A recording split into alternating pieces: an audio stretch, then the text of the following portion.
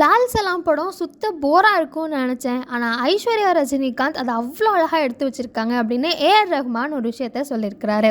லால் சலாம் படத்தோட கதையை ஐஸ்வர்யா ரஜினிகாந்த் எங்கிட்ட சொன்னதும் இது தத்துவம் பேசுகிற படம் கொஞ்சம் போர் அடிக்குமோன்னு நினச்சேன். ஆனால் ஐஸ்வர்யா ரஜினிகாந்த் என்னை ரொம்பவே வியக்க வச்சுட்டாங்க. அந்த அளவுக்கு படம் வந்திருக்கு அப்படின்னு சொல்லியிருக்கிறாரு. ஐஸ்வர்யா ரஜினிகாந்த் 3 படத்துக்கு அப்புறம் ஒரு லாங் பிரேக்குக்கு அப்புறம் லால் சலாம் படத்தை இயக்கியிருக்கிறாங்க.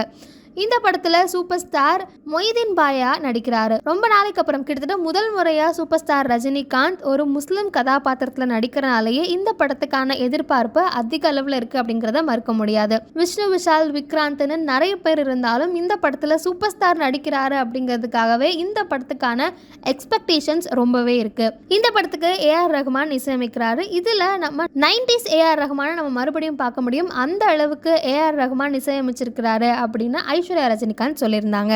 ஸோ சமீபத்தில் பேசின ஏஆர் ரஹ்மான் என்ன சொல்லியிருந்தாரு அப்படின்னா, ஐஸ்வர்யா ரஜினிகாந்த் இந்த கதையை என்கிட்ட சொன்னப்போ ஒரே தத்துவம் பேசுகிற படம் கொஞ்சம் போராக இருக்கும் அப்படின்னு நான் நினச்சிருந்தேன். ஆனால் படத்தை ஃபுல்லாக பார்த்ததுக்கப்புறம் என்னோட மைண்ட் டோட்டலாக மாறிடுச்சு. எந்தெந்த இடம்லாம் கிரிஞ்சாக இருக்கும்னு நான் நினச்சேனோ அதை எல்லாமே அவ்வளோ அழகாக வேறு மாதிரி மாற்றிருக்காங்க ஐஸ்வர்யா ரஜினிகாந்த் அப்படின்னு சொல்லியிருக்காரு. இந்த படத்தை பார்த்ததுக்கப்புறம் வசனம் யார் எழுதுனது அப்படின்னு நான் ஐஸ்வர்யா கிட்ட கேட்டேன். அவங்க நான் தான் எழுதினேன் அப்படின்னு சொல்லிட்டு, நான் எழுதினேன், அப்பா கொஞ்சம் கரெக்ஷன்ஸ்லாம் இருந்தது, மாற்றி கொடுத்தாங்க அப்படின்னு சொன்னாங்க.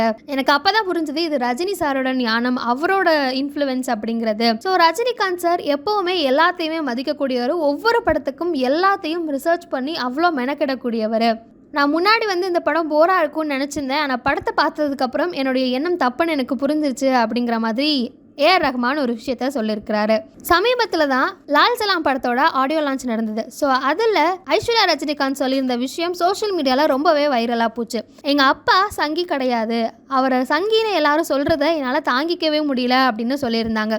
அவர் சங்கியாக இருந்தால் முஸ்லீம் தோற்றத்தில் இந்த படத்தில் நடிக்கிறதுக்கு கண்டிப்பாக ஒத்துக்கிட்டு இருக்கவே மாட்டார், அவர் அப்படி இல்லை அப்படின்னு சொல்லியிருந்தாங்க. அதே மாதிரி சங்கிங்கிறது கெட்ட வார்த்தைலாம் இல்லை அப்படிங்கிற மாதிரியான ஒரு விஷயமும் சோஷியல் மீடியாவில் ரொம்பவே வைரலாக போயிட்டு இருந்தது. ஸோ இந்த சமயத்தில் இன்னைக்கு படம் ரிலீஸ் ஆகிருக்கிற இந்த நாளில் ஏஆர் ரஹ்மான் இப்படி சொல்லியிருக்கிறது படத்துக்கான எக்ஸ்பெக்டேஷன்ஸை இன்னுமே கூட அதிகமாக்கியிருக்கு அப்படின்னு தான் சொல்லணும்.